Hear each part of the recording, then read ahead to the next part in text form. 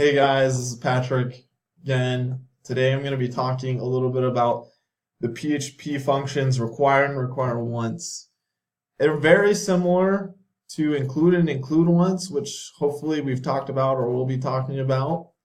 The only difference is that when loading the page, if the document or the file is not found, then a fatal error will be produced and the document will not load and past that point. And so to kind of show this, I have two files here. I have require.php and I have test.php. In test.php, I'm just going to be echoing hello world. And so in require.php, I'm going to be calling up that file. In some cases, you don't have to just call up information like text. Sometimes you'll need to call up variables or other functions in other files. So you'll be able to do this with the require function.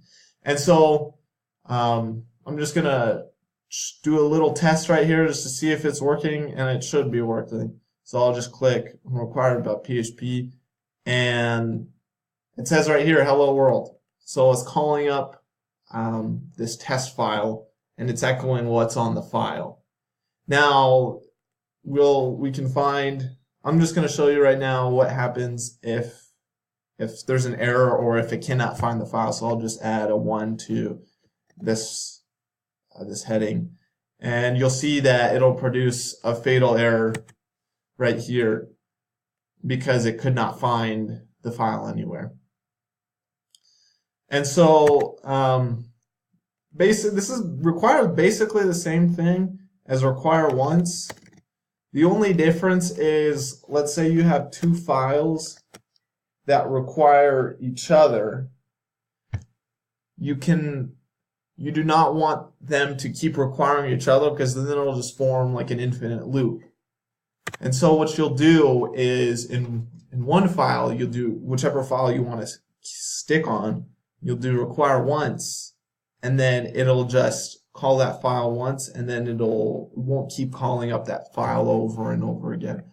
And so I'll just do this as well just to show you. So I'm just going to call test again, and it does the same thing. So there's nothing too different with these other than requiring it just does it once, or it can do it multiple times. Some other things that you can do is echo a variable. So I'll do just like test equals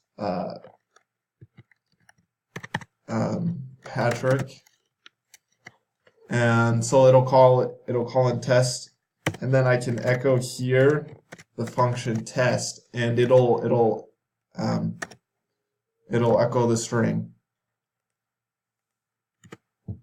There it goes. It echoes this string. And so basically that's it. If you have any questions, leave any comments or anything like that. So thank you so much, and see you guys later.